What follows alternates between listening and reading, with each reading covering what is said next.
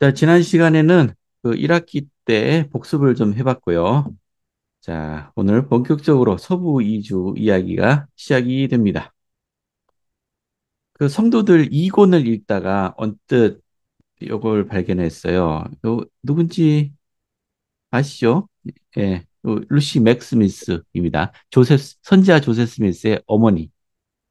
우리 서부 이주할 때 조셉 스미스 1세의 그 가족들 가운데 조셉 스미스 2세, 우리 선자 조셉의 일가들은 서부 이주를 가지 않았어요. 뭐 여러 가지 이유가 있습니다만은, 이 성도들 2권, 네, 5페이지에 이런 이야기가 있어요. 이 사진은 제가 그냥 붙여놓은 거고요. 보면은, 그 루시는 만약에 자신이 가겠다고만 하면은 아마 성도들이 그 여정을 도와주리라는 것을 알았다고 해요. 왜냐하면 우리 루시맥 스미스는 12사도들이 주님의 뜻을 이루겠다는 의지가 확고했고, 하지만 연로한 루시는 자기 생이 얼마 남지 않았기 때문에 어, 그녀는 조용히 나부에 묻히고 싶어 했답니다. 음, 왜냐하면 거기에 자기 남편도 나부에 묻혀 있죠. 그리고 자기 아들 하이람 스미스, 조제 스미스, 사무엘 스미스까지 나부에 묻혀 있어요. 아마 그래서 거기 계속 있고 싶었던 것 같습니다. 게다가 아들들 가운데 유일하게 남아있는 아들인 윌리엄 스미스는 항상 말썽을 많이 부렸었죠, 교회 안에서. 사도임에도 불구하고. 지금은 그 교회 축복사로 부름을 받았는데, 12사도 정원회를 부인을 했던 것 같아요. 그리고 서부 이주도 부인을 했고, 이 루시의 딸들인 소프로니아, 캐드린, 루시 이렇게 세 딸도 그냥 나후에 남기로 했고요. 이 조엘 스미스의 아내인 에머도 서부로 가지 않았다라고 말씀드렸습니다. 자, 이것은 교회 회원들에게 한 연설의 한 부분이에요. 그냥 중간중간 발췌해서 읽어드릴게요. 자, 이렇게 말했답니다. 브리검 형제님 말씀처럼 모두 정직하십시오. 그렇지 않으면 그곳에 당도하지 못할 것입니다. 불쾌한 마음은 문제를 일으키고 맙니다. 자, 우리 루시 스미스는 예, 브리가명 회장을 교회 지도자로 받아들이는 모습이죠. 자, 주님께서 브리감 형제님을 비롯한 교회의 모든 지도자를 축복하시기를 기도합니다. 저는 저 세상에 가서도 여러분 모두를 만나고 싶습니다. 라고 이야기했다고 합니다. 아무튼 루시는 자신이 나이가 너무 많았고 아마 서부 여행을 견딜 수 없었겠죠. 차라리 그래서 여행 도중에 죽어서 묻히느니 그 나부에서 자기 사랑하는 가족과 함께 묻히겠다라고 생각했던 것 같습니다. 음, 우리 며느리인 에머와는 좀 예, 다른 입장을 보이고 있어요. 자, 그래서 한번 같이 읽어봤습니다. 자, 오늘은 때가 찬 시대의 교회사 25장 아이오와주 횡단 여행 예, 부분을 한번 같이 보겠습니다. 우리 지도에 보면은 자, 여기 일리노이주가 있고요. 일리노이 여기 나부가 여기쯤 있습니다. 자, 원래 성도들이 여기 미시시피 강이 이렇게 쭉 흐르고 있고요. 여기 동서 양측 이쪽 지역에 걸쳐서 주로 살고 있었습니다. 이제 나부를 떠난 성도들이 여기 요 주변에 모여 있다가 이제 서부로 이주하는데 여기 지도에 보면은 요 아래쪽에 보이는 요 점선 요거는 이제 1846년에 브리가면 회장을 포함한 그 성도들이 첫 번째 그룹이 이주해 간 경로고요. 나중에 그뭐 영국이나 아니면 미국 동부, 캐나다 이런 데서 이제 집합하기 위해서 서부로 이주해온 성도들은 주로 이쪽 지역을 거쳐서 이렇게 이주해 갔다고 해요. 요 아이오와 이렇게 쓰나요? 요즘 미국 대선 시기입니다만 이 아이오와 주가 굉장히 중요하죠. 혹시 아세요? 미국에 사시는 분들은 아실 것 같아. 왜냐하면 미국 대선은 우리나라 선거와는 다르게 그 여러 날에 걸쳐서 선거가 이루어지는데 그 첫 번째 그 투표가 이루어지는 게 이 아이오와주랍니다. 그러니까 보통 이 아이오와주에서 어느 후보가 다수를 차지하느냐가 이 이후에 있는 다른 예, 주들의 선거에 영향을 미친다고 그래요. 그래서 아이오와주가 굉장히 대선에서 중요한데 여기 넓은 평야로 돼 있고 여기는 그 옥수수 밭이 많죠. 여기 아이오와주에 사는 이 옥수수 농부들의 민심을 잡기 위해서 이 옥수수 농업에 굉장한 보조금을 지급하고 있죠. 이때 당시 우리 성도들이 이주해야 갈 이 당시에는 여기 정식주가 아니고 즉 스테이트가 아니고 우리말로는 준주 즉 테리토리였어요. 그러니까 주로 이제 아이오와 동쪽에 주민들이 살고 있었고요. 그것도 막 흩어져 살고 있었고 이 서쪽은 거의 주민들이 없었던 것 같아요. 음, 서북부 이쪽 쪽은 거의 살지 않았던 것 같습니다. 여기 연도표가 있는데요. 자, 요거 1846년 요거는 기억해 두시죠. 조셉 스미스가 죽은 게 1844년이죠. 46년, 1846년 2월 4일 날 미시시피강을 건너기 시작합니다. 원래는 4월 달에 나부를 떠나겠다라고 약속을 했었는데, 이 우리 성도들의 적들이 그걸 참지를 못했어요. 그리고 그래서 막 공격을 하려고 준비하고 있었고, 게다가 교회 지도부를 붕괴시키기 위해서 이상한 제명으로 고발을 해왔습니다. 그러니까 어쩔 수 없이 빨리 피신할 수밖에 없었습니다. 그래서 그게 2월 달에 아직 겨울이 가시기 전에 떠나야만 했고요. 성도들에게는 이것도 고난이 되었죠. 따뜻한 봄에 출발했으면 좀 더 수월했을 텐데. 보면 뭐 슈거 크리키를 떠났다는 얘기가 있고요. 뭐 체리턴 강에서 이스라엘 진영을 재조직했다. 뭐 이런 얘기가 있고요. 쭉 마운트 피스가 그리고 미주리 강에 도착합니다. 이 미주리 강이 여기 위에 아이오와주고 밑에 미주리주인데 오른쪽에 있는 게 여기 미시시피 강이고요. 왼쪽에 있는 게 이게 미주리 강입니다. 여기 미주리 강에 도착했다는 얘기예요. 6월 14일 날. 원래 계획은 한 달 만에 아이오와를 횡단을 할 계획이었어요. 원래 계획은.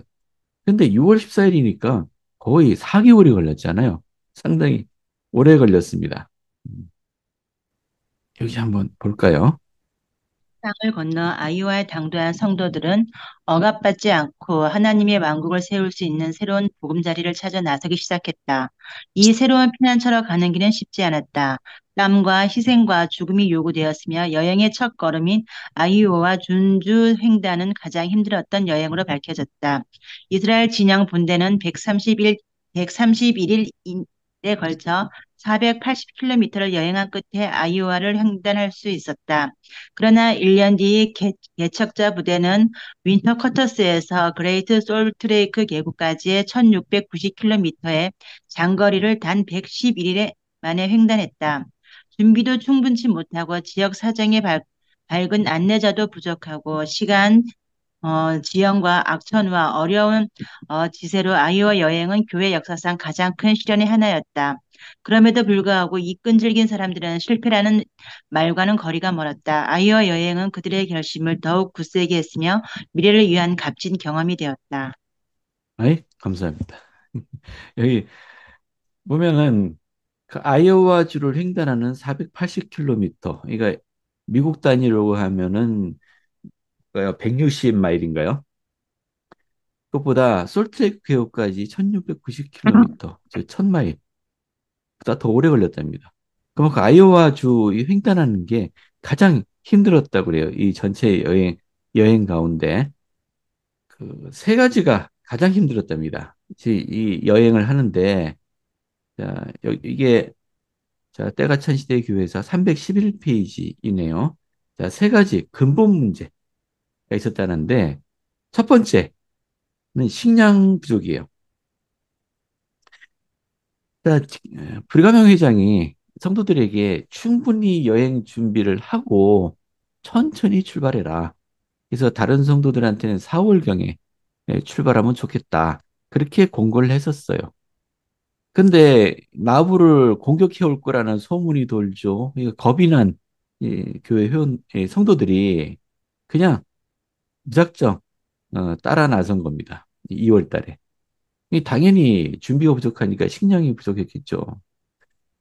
그래서 이 아이오와를 횡단하는 기간 내내 그 식량 부족에 시달렸고, 거주민들이 있는 곳을 지날 때는 어떻게 쓰든지 그곳에서 일을 돕고 좀 돈을 벌고 식량을 사들이려고 노력을 했습니다. 예, 그렇게 건너야 했어요. 브리감명 회장 본인도 충분하게 여행 준비를 했음에도 불구하고 얼마 안 있어서 식량이 다 떨어졌다라고 얘기를 해요. 이게 브리감명 회장이 한 말입니다. 노란색 표시된 부분요. 읽어드릴게요. 이 백성이 영으로 더욱 합치되고 하지 말라고 공고받은 것을 그치지 않는 한 나는 곧 무덤에 눕고 말 것이다. 살도 많이 빠져 지난 겨울 꼭 맞았던 코트가 지금은 12인치도 넘게 휘감긴다. 많은 노력을 기울여야 자리를 보존하고 누워 영원한 잠 속에서 부활을 기다리는 일을 막을 수 있을 듯 싶다. 불가명 회장 체형이 좀 뚱뚱했나 봐요. 아니, 살이 빠져서 12인치가 넘게 남았다는. 저는 2인치만 좀 빠졌으면 좋겠습니다. 제 지금 허리도. 예. 아무튼 자기 곧 죽을 것 같다. 이 성도들이 말 안 듣는다. 라는 하소연이었어요. 아무튼 얼마나 힘들었을까요? 자, 이게 첫 번째 문제였고요. 두 번째 문제는 진영의 와해라고 되어 있는데 말을 하자면은 이게 진도가 워낙 늦었습니다. 힘들고. 그러자 이 아이오와 횡단하는데 여러 곳에 분산돼 버렸답니다. 워낙 힘들어서.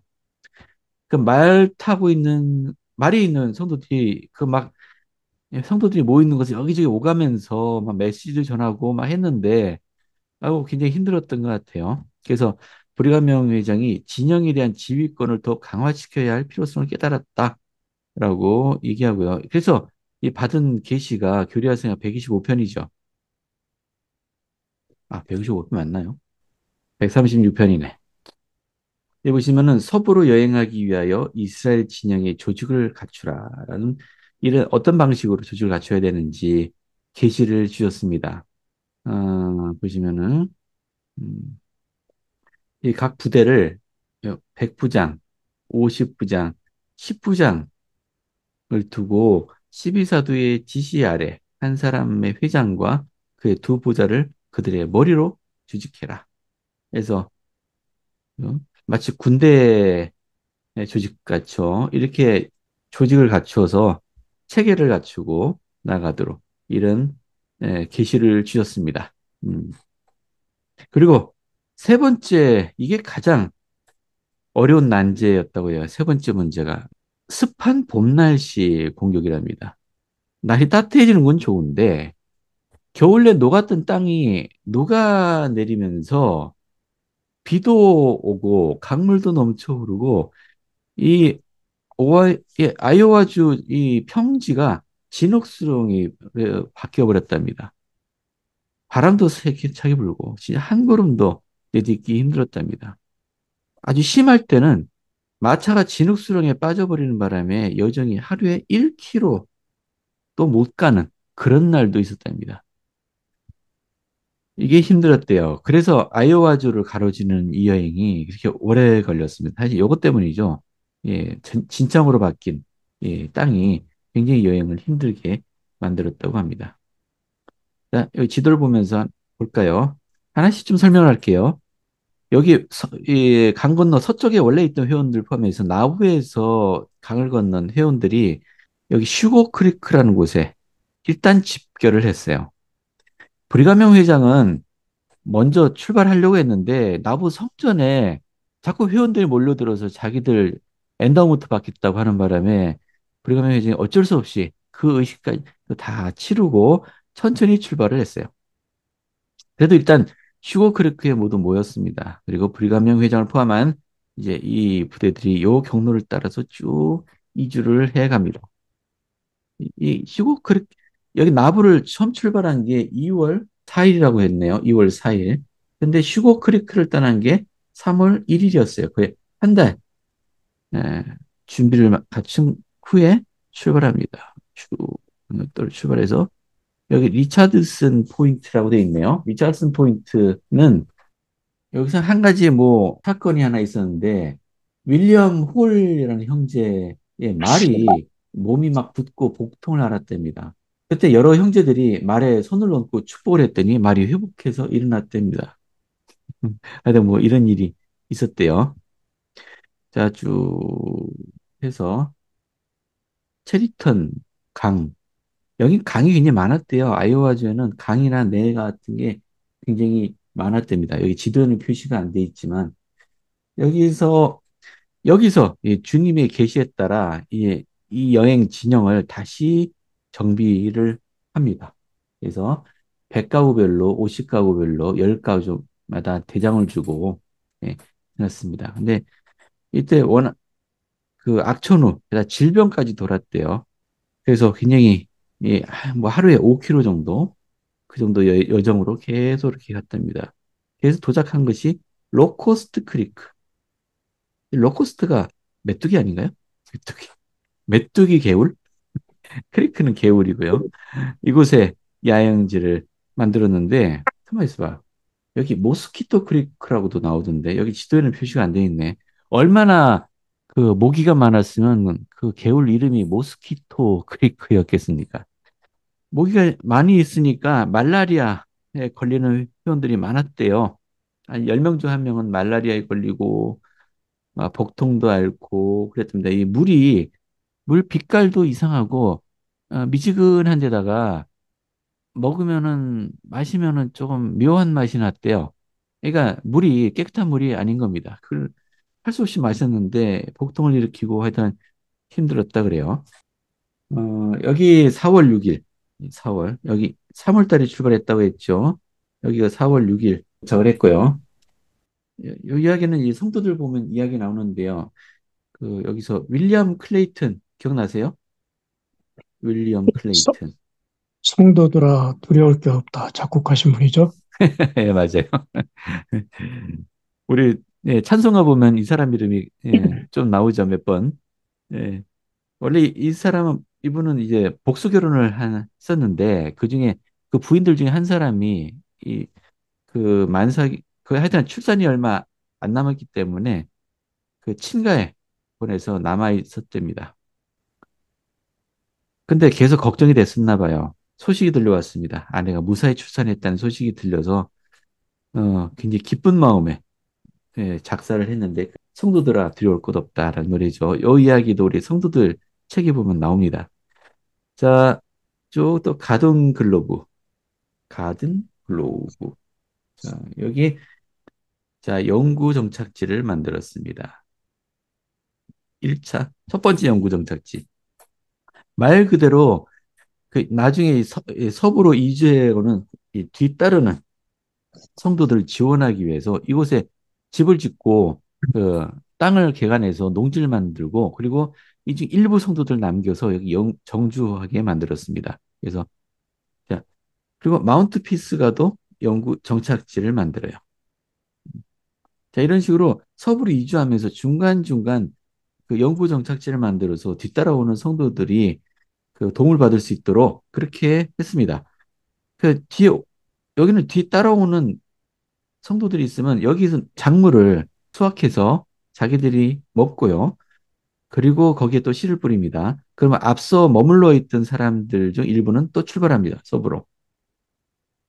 예, 이런 식으로 교대하면서 이주해 가는 곳이에요. 자, 그리고 여기 보시면 피스가 산, 마운트 피스가, 우리말로 번역하면 피스가 산인데요. 여기서 정경을 보니까 모세가 그 약속의 땅을 바라보면서 말했던 그것이 비스가산, 성경에 비스가산이라고 되어 있는데 그곳을 연상했답니다. 그래서 마운트 피스가라고 이름을 붙였다고 해요. 여기 두 번째 정착지를 영구 야영지를 만들었고요. 이 슈거 크리크를 출발한 지 3개월 만에 미주리 강에 도착합니다. 자, 여기 카운슬 블러프라고 돼 있고요. 이 한 건너편에 윈터 코트스. 여기 지금은 플로렌스라고 부른다고 하네요. 1854년에 개칭을 했다고 해요. 윈터 코트스는 말 그대로 겨울을 난다는 곳, 그런 의미 갖고 있죠. 예. 여기 도착해서 이 주변 지역의 성도들이 한 10,000명 정도 되는 성도들이 이 주변 지역에 넓게 퍼져서 캠프들을 만들었어요. 카운슬 블로프하고 윈터 코터스는 그 두 중심지입니다. 한동안 윈터 코터스가 한동안 교회 본부 역할을 하죠. 여기 머무는 동안에 나부에 있는 아직 머물고 있는 성도들 어떻게 하면 데려올지 이런 것들을 조치도 취하고요. 하여튼 여러 가지 일들을 이곳에서 합니다. 원래 여기 이제 도착해서 6월 달에 도착했어요. 자, 결정을 해야 했습니다. 서부로 더 이주해서 첫 번째 선발대가 솔트레이크 계곡에 도착하도록 하느냐, 이 해에. 아니면 이곳에서 겨울을 나고 다음 해에 출발하느냐. 브리가명 회장은 가급적 빨리 서부로 출발하기를 바랬습니다. 그래서 그 46년 이 해 겨울이 오기 전에 서부에 도착해서 다음 따라오는 성도들 위한 준비를 할 수 있기를 바랬습니다. 자, 책에 방금 제가 설명드린 것들이 다 설명이 되어 있고요.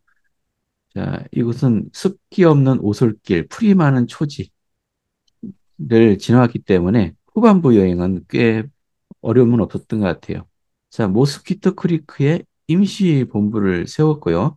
미주리 강 건너 이주 포장마차 부대 뭐 이런 얘기가 있고요. 자, 여기서 두 가지 문제가 있었다고 했습니다. 첫 번째, 성도들이 여전히 인디안 지역을 벗어나지 못하고 있었어요.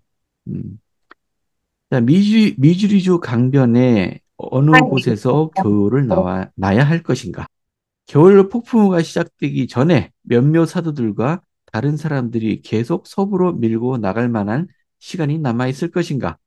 아직 이쪽 지역에 머물고 있을 상황이었어요. 여기서 고민하는 겁니다. 먼저 첫 번째 부대를 먼저 서부로 보내느냐. 근데 시간이 조금 아쉽다는 얘기죠. 원래 이 아이오와주를 한 달 만에 횡단하고 나서 그리고 이게 서부로 계속 가면은 도착을 할 수 있겠는데 지금 6월 달이 됐어요. 두 달이 늦춰졌기 때문에 혹시나 지금 출발하면은 겨울이 되기 전에 도착할 수 있을까? 만약에 도착하기 전에 겨울이 와버리면 굉장히 위험한 상황이 되잖아요. 음, 그래서 가도 될까라고 어중간한 한 시간이었고요. 그러면 이 겨울을 나고서 다음 해에 출발하려고 해도 한 가지 문제가 여기가 인디안들이 많이 거주하는 지역이었어요. 미국 정부는 이 인디안 지역에 이 미국 국민들이 오래 머무는 것을 허가를 하지 않고 있었습니다. 그래서 이 겨울을 나려고 해도 미국 이 정부, 특히 이쪽에 인디안 구역에는 인디안들 담당 관리들이 이쪽에 파견돼 있었는데 그들과 협상을 하려고 해도 난항을 겪고 있었어요. 허락을 잘 안 해주려고 하는 거죠. 이유가 뭔지 모르겠습니다. 아마 인디언들과의 마찰이 벌어질까 이걸 염려했는지 모르겠습니다. 저는 당시 상황 잘 몰라서. 자, 이 두 문제로 고민하고 있어요. 서부로 계속 가야 되느냐, 머물러야 되느냐. 서부로 계속 가려고 하니 겨울이 닥칠 것이 두렵고, 여기 머물고자 하니 인디언 지역에 머무는 허락을 받지 못하고 있었고, 이런 상황에 있었는데, 근데 자연스럽게 이 문제가 해결돼 버려요. 무슨 얘기냐? 7월 1일 날 몰몬 대대를 충원하기 위해 육군 대위 제임스 알란이라는 사람이 이 성도들을 찾아왔어요. 많은 남자들이 이 대대로 충원되었다라고 되어 있는데요. 이게 무슨 얘기냐 하면은 여기 1845년에 미 합중국이 텍사스를 합병했답니다. 원래 당시 텍사스, 지금 캘리포니아 이쪽 지역은 멕시코 땅이었어요. 근데 미국이 이 땅을 그냥 자기들 마음대로 합병해 버렸어요. 멕시코가 화가 났죠. 근데 사실 멕시코가 크게 할 말이 없었다 그래요. 왜냐하면은 거기가 멕시코 땅이라고 주장을 하긴 했는데 멕시코에서는 관리를 안 하고 있었어요. 그 사람도 거의 안 살고 있었고. 그러니까 무인지대라 미합중국이 그냥 군대를 보내서 차지해버린 겁니다. 어쨌든 간 멕시코는 화가 났고, 그래서 멕시코 군대와 미합중국 기병대가 1846년 4월 2일 전초전을 벌였습니다. 어, 근데 멕시코는 전혀 준비가 안 돼 있었고요. 그래서 미합중국 의회가 46년 5월 12일 되도록 선전포고를 하지 않았답니다. 근데 선전포고 했단 얘기죠. 하여튼 이런 상황이 있었어요. 멕시코와의 이 전쟁, 이 멕시코 전쟁이라고 부르는데, 요 시기가 후기 성도들이 서부 이주에 도움을 구하기 위해 수도 워싱턴 DC에 청원 중이던 시기와 때를 같이 했다. 자, 여기 보시면 그 토마스 L. 케인, 이 케인이라는 사람이 자주 등장해요. 우리 후기 성도 리틀, 제시 씨 리틀 장로가 이 동부에 있으면서 어, 그 성도들을 지원하기 위해서 동부로 가 있었고요. 친구인 이 토마스 L. 케인의 도움을 받아서 그 미 의회와 계속 협상을 벌이고 있었습니다. 여기 보시면 이 케인이라는 사람은 유명한 연방 판사이자 폴크 대통령의 정치 동료인 존 케인의 아들이었답니다.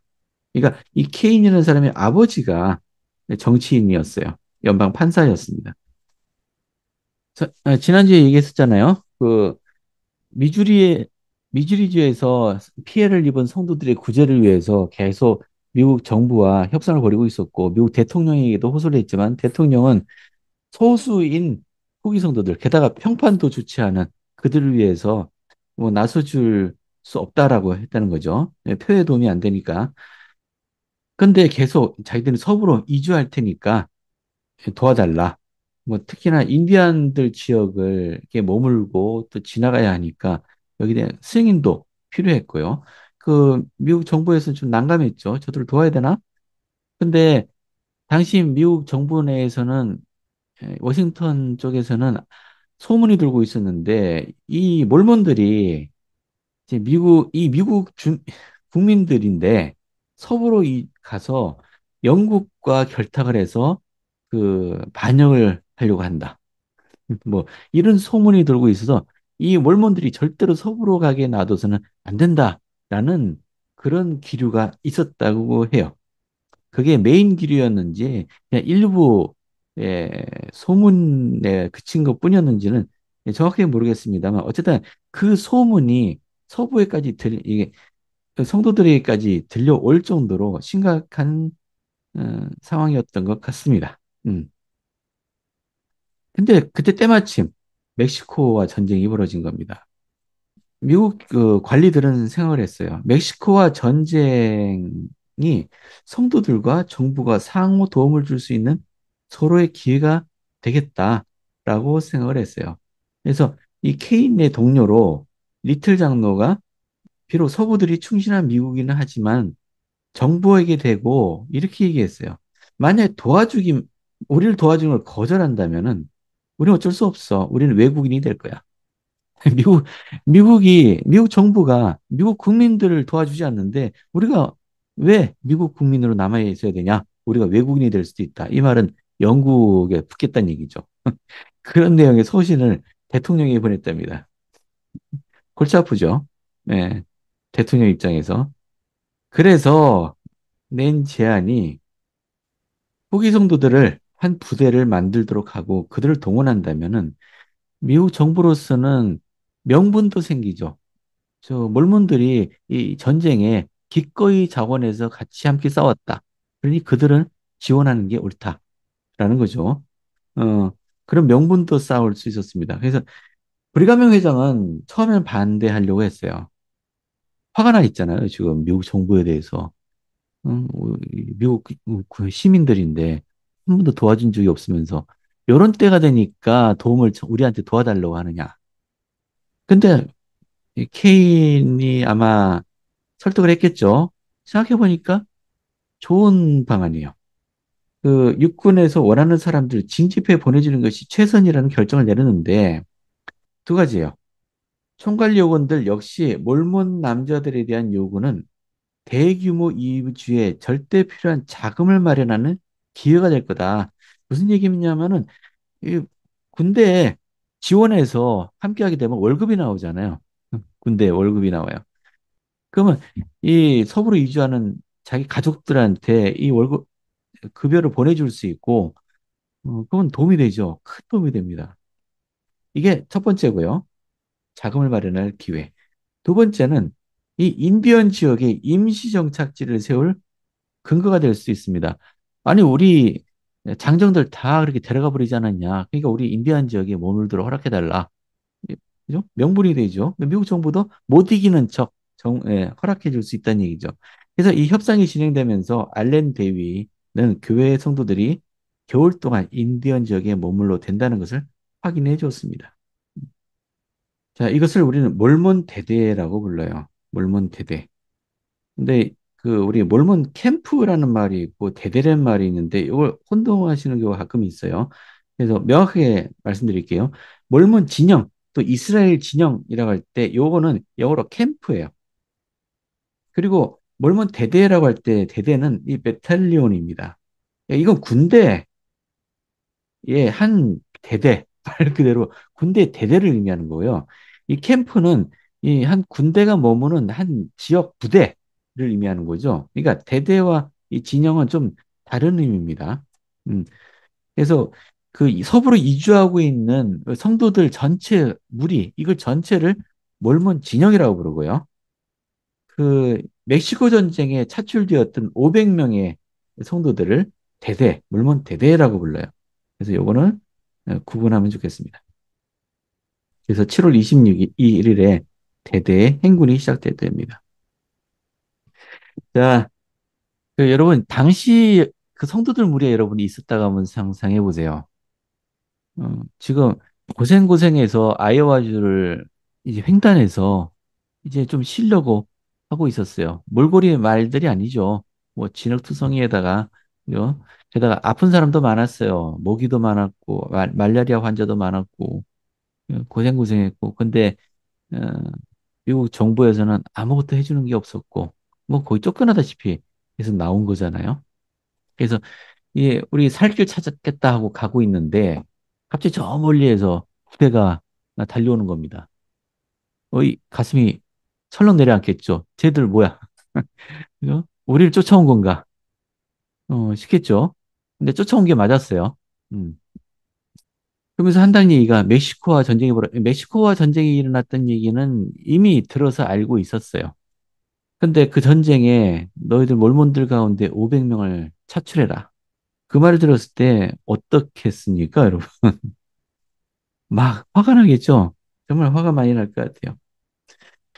여기 드루실라 핸드릭스라는 여성 자매 이야기예요. 몰몬드대에 2주 동안 500명의 남자들이 모집되어야 했다. 드루실라 도리스 핸드릭스에게도 응모 자격을 갖춘 윌리엄이라는 둘째 아들이 있었다. 남편 제임스는 미주리주 크루트강 전투에서 목에 총상을 입어 아직도 치료가 필요한 상황이었다. 다른 자녀 엘리자베스와 9살 된 조셉 그리고 어린 딸들만이 그녀가 의지할 수 있는 가족이었다. 병사를 모집한다는 소식이 들려오자 드루실라의 한 친구가 물었다. 윌리엄도 입대합니까? 드루실라는 방어적인 어투로 이렇게 말했다. 아니, 안 갑니다. 이제는 싸우는 것을 보기만 해도 무서워하거든요. 그러나 혼자 있을 때 드루실라는 영의 속삭임을 듣게 되었다. 너는 이스라엘의 하나님을 믿으려 하지 않느냐? 하나님께서는 시련의 세월 속에서도 너와 함께 계시지 않았느냐? 그녀는 이에 관해 훗날 이렇게 기록했다. 저는 하나님께서 항상 제게 선한 일을 해 오셨음을 인정하지 않을 수 없었습니다. 2주일이 지나 군대는 출발해야 했다. 아침 식사를 만들기 위해 마차에서 밀가루를 내리던 드루실라는 자신이 가장 위대한 영광을 원하고 있는 것은 아닌지를 묻는 전과 똑같은 내면의 소리가 들리는 것 같았다. 그녀는 마음속으로 그렇다고 대답했다. 그 소리는 물었다. 가장 위대한 희생을 치르지도 않고서 어떻게 가장 위대한 영광을 얻을 수 있겠느냐? 그러면 저는 어떻게 해야 합니까? 라고 드루실라는 물었다. 너의 아들을 입퇴케 하여라. 라고 그 소리는 말했다. 너무 늦었습니다. 군대는 오늘 아침에 출발할 것입니다. 영은 그녀에게 번민을 남긴 채 떠나갔다. 드루실라는 이렇게 기록했다. 가족이 함께 아침 식사를 들기 전에 기도를 드리고 있을 때 이상한 소리가 군 진영에서 들려왔다. 군에 입대하십시오. 어서 오세요. 아직도 사람이 부족합니다. 드루실라는 기록했다. 윌리엄이 내 얼굴을 쳐다보았다. 나는 아들이 가고 싶어 한다는 것을 그 순간 알 수 있었다. 아침을 마저 들을 수 없었던 드루실라는 우유를 짜러 가서 한적한 곳에 무릎을 꿇었다. 그리고 그녀는 주님께 자신의 아들을 원하고 계신지를 여쭙고 그렇다면 아들을 데려가 아들의 생명을 보호하여 주실 것을 간구했다. 여러 달이 지난 후 드루실라와 제임스가 솔트레이크 계곡에 정착한 며칠 뒤에 몰몬데드에서의 복무를 무사히 마친 윌리엄은 건강하고 온전한 모습으로 가족들을 만났다. 예, 감사합니다. 자, 이 몰몬 대대에 대해서는 나중에 또 이야기가 나옵니다. 물론 미국 정부에 대해서 화도 나고 하겠죠. 근데 가장 염려되는 게 뭐겠습니까? 지금 전쟁에 동원돼 가는 거잖아요. 그곳에서 죽으면 어떡합니까? 그게 가장 두렵겠죠. 혹시나 금쪽 같은 우리 아들내미들을 보내려고 하는 브리가명 회장이 미울지도 모르겠어요. 근데 브리가명 회장은 약속을 했습니다. 그 우리 몰몬경에 나오는 힐라면의 이천 용사를 떠올렸는지도 모르겠어요. 우리 브리가명 회장은 출발하는 포기송도 부대에 이렇게 약속을 했습니다. 충실한 군인이 될 것, 계명을 지킬 것, 그리고 지도자들의 권고를 따를 것 등의 권유를 했습니다. 그리고 만약에 그들이 합당하게 행동한다면은 싸울 필요가 없게 될 것이라고 약속을 했어요. 그리고서 이 몰몬대대 행군이 시작됐습니다. 나중에 어떤 경로로 이 부대가 이동했고 어떤 일이 있었는지 나중에 나오겠지만은 이제 결론부터 얘기하자면은 브리가명 회장의 약속대로 이 몰몬대대는 전쟁에 사람과 싸우지는 않았어요. 유일한 전투라고 한다면 어느 곳에서 이제 들소대와 닥치는 바람에 몇 명 다친 거, 그 외에는 전투는 없었다고 해요. 우리가 지금 교회사에서뿐만이 아니라 현대사에서도 그 유명한 가평전투라는 거 아마 많은 회원들이 알고 계실 거예요. 그렇죠. 예, 한국에서는 네. 그 얘기를 항상 유명해요. 네. 하게 네. 그렇죠. 예. 센조지에 있는 성전장님이 그 대부분의 가평전투에 참가했던 우리 그 회원들이 시다시티 센조지 남부에 유타주 남부에 있던 회원들이었는데 그들에게 전부 축복을 해주었어요. 그래서 결국은 가평전투가 250여 명의 우리 교회 회원들이 고립되어 있어서 중공군은 4,500명을 상대로 싸운 그런 음. 전투였는데 한 사람도 안 죽었어요. 네. 맞아요. 그런 이야기가 있었습니다. 우리도 불과 2, 3년 전에 그 얘기를 처음 알게 됐죠. 한국에서도. 언론에도 나오고 해서 알게 되었는데요. 참 대단한 일이었어요. 진짜 기적이라고 해야 될 텐데 지금까지 묻혀 있었다는 게 참 이상하게 생각될 정도입니다. 방금 얘기하신 거 들으면서 어떤 생각이 음, 들었냐면 원수를 사랑하라 이 음, 생각이 났는데요. 그 네, 미 합중국이 그 성도들을 생명권과 그리고 종교의 자유 음, 그런 뭐야 재산권까지도 안 지켜주잖아요. 안 네, 줬잖아요.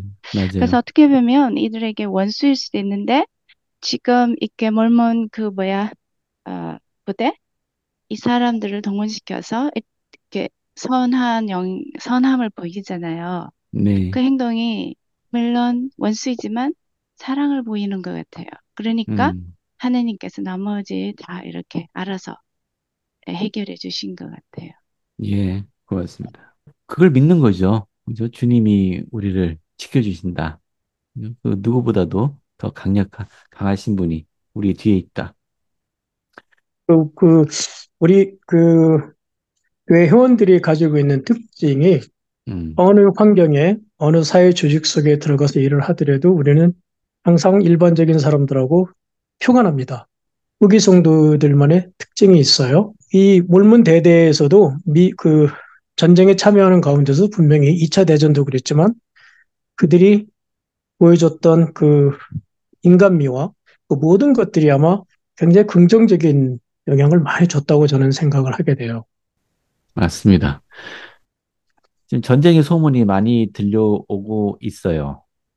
그리고 우리 쪽도 뭐 중국이 언제 대만을 또 공격할까 뭐 이런 소문까지 들리고 있고요. 거기에 우리 한국 땅도 영향을 받을까. 이 전쟁의 소문은 결코 유쾌하지 않습니다. 두렵기도 하고요.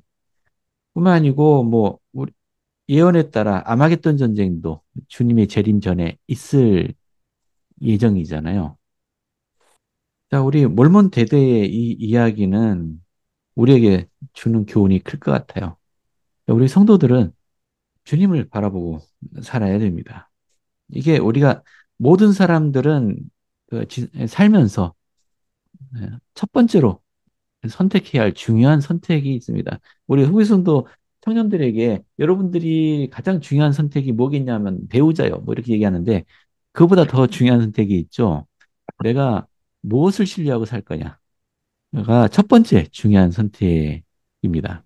그러니까 채팅창에 올라온 의견이 있네요. 그러니까 신앙기조 12장이 떠오른답니다. 그러니까 왕과 통치자 그리고 각 국가의 왕과 통치자에게 복종해야 된다. 음. 자, 이 용감한 우리 후기 성도들은 이 율법에 순종했다라는 의견이세요. 감사합니다. 자, 대대가 떠났습니다. 젊은 남성들이 많이 떠났기 때문에 이 서부로 출발하긴 늦었습니다. 그죠? 여성들이 많은 이 그룹을 이끌고 서부로 가기 위해서는 시간이 오래 걸리겠죠. 그러니까 겨울이 되기 전에 도착하기는 어렵겠다. 그러니까 자연스럽게 여기 머물러야죠. 음.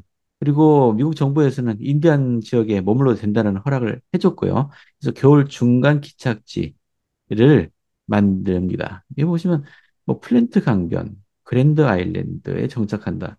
지형을 잘 몰라서 지도를 좀 찾아볼 거랬네요. 음, 자, 이곳에서는 굉장히 깨끗한 물이 흐르는 강이 있었고요. 비옥한 목재가 풍부한 곳이었답니다. 이 강변, 원래 이 섬에 정착하려고 했는데, 그보다 더 서쪽에 정착지를 세우는 것이 간섭을 덜 받을 것 같다 판단을 했고요. 제가 좀 의아한 게 있는데, 이게 윈터 쿼터스 뭐라고 해야 되나요? 하여튼 이렇게 마을을 만들었답니다. 우리 선자 조셉이 우리 그 서부로 이주했을 때 시온은 이렇게 건설해야 된다 하면서 어느 정도 그 계획도 같은 거를 제시한 적이 있었거든요. 지금 솔트레이크 시티가 그렇습니다만은 바둑판 모양으로 이렇게 구획을 나누어서 넓은 길을 만들고 그 중심에 성전이 있고 뭐 이런 계획이 있었죠. 윈터 쿼터스도 이 미주리 강 서쪽에 이렇게 그 조셉의 계획도와 비슷하게 이렇게 바둑판 모양으로 이렇게 마을을 조성을 했어요. 근데 불과 2, 3개월 만에 뚝딱 집들 다 짓고 벽돌 집까지도 짓고 막 이런 이야기 나와요. 당시 집을 어떻게 저렇게 이렇게 집들을 빨리 지었을까요? 나 그게 항상 의아하더라고. 뭐 건축 자재가 미리 다 준비되어 있는 상태에서가 아니고 그냥 숲에 가서 나무 베 갖고 와서 이게 집을 짓잖아요. 통나무 집도 짓고 막 했는데 한두 달 만에 뚝딱 짓더라고요. 그래서 이렇게 마을을 만들었답니다. 당시 성도들 참 대단했다는 생각이 들어요. 여기 윈터코트스뿐만 아니고 미주리 강 서쪽, 동쪽 넓은 지역에 걸쳐서 많은 무리들이 각각 마을들을 만들어서 겨울을 납니다. 그중에 이제 윈터코트스는 중심 역할을 했다는 얘기죠. 여기 한동안 교회 본부가 되었고요. 우리 교회 그 회원들이 특히 교회 전체로 봤을 때 가지고 있는 자산 중에 가장 그 커다란 몫을 차지하는 게 우리는 늘 성전을 짓듯이 우리는 음, 건축가들이 굉장히 많아요, 교회 안에. 음, 그래서 저희 주변에서 있는 사람들 대부분의 건축 일에 종사하는 사람들 보게 되면은 음, 정말 잘 지어요. 그리고 빨리 지어요. 그리고 와드에서 어떤 프로젝트 같은 게 있는 거 보게 되면은 굉장히 잘 지어요. 음, 그 자연을 잘 다루고 그 볼 때마다 깜짝깜짝 놀라는데 그리고 또 한 가지 솔렉의 유타주의 모든 도시의 그 길의 이름은 브리감령의 아이디어로 그 정말로 도시 행정이나 도시 교육학 같은 걸 전공하지 않았어도 그 번호를 보게 되면은 좌표가 딱 찍혀서 어딘지 딱 나오게 돼요. 제가 음, 87년도에 LA에서 선교사업 할때 그 회원수를 찾으려면 토머스 브라더스 맵을 보고 지도를 찾아가곤 했었었는데 음, 우리 솔레게에서의 주소는 150 사우스에 2000 이스트 그럼 좌표가 딱 찍혀요. 어딘지 다 나와요. 너무너무 그렇죠. 교직이 너무 잘 돼 있어요. 성전을 기점으로, 그죠? 예. 예, 그리고 성전 성전은 기점으로 남쪽, 서쪽, 예. 우리 성전은 또한 우리 그 비행 그저 파일럿들이 우리 음, 성전의 불빛을 그 랜드마크로 사용하고 있어서 성전의 불을 끄지 끄지 말아달라고 말아달라. 부탁을 받기로 했습니다. 예. 그렇구나. 그 얘기도 처음 들었네. 성전 불빛이 랜드마크가 된다고. 네. 실제로 우리 성도들은 자기가 살 집은 자기가 지었죠. 저도 솔트레이크시티 한번 가봤었을 때 그때 그 여행 필수 코스가 있잖아요. 그 라이언 하우스하고 비하이브 하우스. 음. 그거 브리가명 회장이 직접 지었다며. 자기 손으로. 그 큰 엄청나게 크더구만. 미로같이 막 이게 맞아요. 우리 노영진이 말씀하신 것처럼 성도들은 집을 잘 짓는다라는 생각이 들었어요. 게다가 한 가지 또 인상적인 게 이 서부로 이주하면서 중간에 이제 중간 기착지들을 이렇게 만들었는데 거기 집을 지을 때 단순히 자기들이 머무는 동안 잠시 머물 집을 지은 게 아니고 아주 영구적인 집들을 지었다죠. 자기는 얼마 머물지도 않을 거면서 뒤에 오는 다른 성도들이 사용할 수 있도록요. 우리 성도들이 아니고 다른 이주자들이었다면 그렇게 안 했겠죠. 근데 우리 후기 성도들의 기본적인 태도였어요. 뭘 하나 해도 확고하고 튼튼하게. 자, 여기 윈터 코터스 나중에 이제 서부로 이주하는 다른 비몰몬들이 많이 이용하면서 여기 굉장히 이제 뭐랄까 조금 타락한 마을처럼 돼 가는데요. 이 마을을 우리 성도들이 지었다라는 얘기입니다. 자, 그다음에 여기 이게 마지막 주제가 될 것 같네요. 나부의 가난한 성도들을 구조함이라는 이야기인데요. 1846년 3월에 2,000명이 넘는 성도들이 나부를 떠났고요. 그 후 4월과 5월에 걸쳐서 수백 명이 더 떠났습니다. 자, 여기 나부 성전은 4월 말쯤에 그죠? 성전이 완공되었고요. 헌납식을 은밀하게 했죠. 지금 분위기가 상당히 안 좋았어요. 나부는 굉장히 위험한 상황이었습니다. 자, 윌포드 우드럽이 때맞춰 영국에서 선교사하던 우드럽이 돌아오면서 때마치 도착했고요. 그리고 4월 30일 은밀한 헌납식을 조셉 영이 헌납 기도를 드렸습니다. 자, 그리고 5월 1일 날 올슨 하이드가 공식 헌납 기도를 또 드렸다고 하네요. 그리고는 출발합니다. 여기 이렇게 얘기하고 있어요. 교회 적대자들이 모든 성도들이 여름까지 나부를 떠나지 못한다는 것을 알게 되자 새로이 박해를 시작했습니다. 공물을 걷는 사람들, 추사 붙인 사람들 공격하는가 하면 일부는 심한 구타를 당했고요. 이게 1846년 여름에서 가을까지 내내 계속됐답니다. 한편 12사도정원에는 나부 성전을 팔아서 나부 성도들이 쓸 장비와 공물을 마련할 기금을 충당하기로 했어요. 근데 그래서 관제인을 남겨놨었잖아요. 근데 끝끝내 이 노력이 좌절되고 말았습니다. 할 수 없이 그냥 버리고 떠나야만 했어요. 8월 중순쯤에는 나부에 남아있는 성도들의 숫자가 1,500명도 되지 않았습니다. 10,000명이 넘는 사람들이 머물던 도시가 1,500명도 남지 않았어요. 근데 여기 있는 사람들이 대부분 이 동부 출신의 새로운 개종자들도 있었고요. 어, 그래서 이 사람들은 나부에 닿기만 하면 된다는 생각을 가지고 있는 돈 다 써버리면서 나부에 도착한 거예요. 이제 서부로 이주할 여력이 남아있지 않는 상태에 머물고 있었던 사람들입니다. 이 1,500명이. 유일한 희망은 교회 지도자들만 바라보고 있는 상태였다. 9월 둘째 주까지 이 반몰몬인들은 성도들을 나우부에서 쫓아내기로 결정을 하고요. 거의 800명이나 되는 사람들이 6대의 대포를 준비하고 나부시를 포위 공격할 준비를 갖췄습니다. 근데 거기 비해서 이 1500명 중에 싸울 수 있는 사람은 한 150명 정도, 미미한 수의 시민들과 성도들이 도시를 사수하기 위해 맞섰습니다. 그게 실제로 전투가 벌어졌는데 이걸 나부 전투라고 불러요. 뭐 일방적으로 피해를 입었겠죠. 간헐적으로 총포가 발사되고 이게 9월 10일 날 시작됐습니다. 이틀간 가벼운 전초전이 있었고요. 9월 13일 이 반몰몬 세력이 쳐들어 왔답니다. 다행히 그 뭐 다니엘 H 웰스라는 자가 이끄는 용맹스러운 반격으로 그날은 무사했지만 양측 모두 부상자가 생겼고요. 이 전투는 안식일인 그 다음 날에도 계속되었답니다. 핀시위원회가 다시 중재에 나섰습니다. 자, 성도들이 목숨을 보존하고 강을 건너 피신할 기회를 얻기 위해서 무조건적으로 항복해라라고 권고를 했어요. 성도들은 항복해라. 그래서 어쩔 수 없이 어떤 양식이나 옷 한 벌도 챙기지 못한 채 강을 건넜어요. 이게 도망친 거죠. 성도들 가운데 가장 고통을 겪었던 무리예요. 이 가난한 성도들. 이미 아이오와주를 건넌 교회 지도자들은 이 나부에 남아있는 가난한 성도들을 어떻게 해서든지 도와야 된다. 그들이 이주를 돕겠다라고 주님과 성약을 맺은 상태였고요. 그래서 브리가명 회장과 함께 어떻게든 그들을 데려오기 위해서 많은 노력들을 벌였습니다. 이미 이주하고 있는 성도들이 자신들도 부족할 텐데도 몇 수레나 되는 그 식량들 그리고 이주에 필요한 물품들을 동부로 보냈고요. 그래도 굶주린 성도들이 많았어요. 쫓겨난 남녀노소 500에서 600명으로 구성된 난민촌에는 중병으로 도저히 여행을 할 수 없어 뒤에 남겨진 사람들도 있었다. 이 캠프는 아이오와주 몬트루스웨이에 있는 3km의 강기슭의 산지에 있었다. 대부분의 사람들이 가지고 있는 것이라고는 모포나 솔로 만든 주거용 가리개와 삶거나 볶아서 먹는 옥수수뿐이었다. 유명을 달리하는 사람들도 있었다.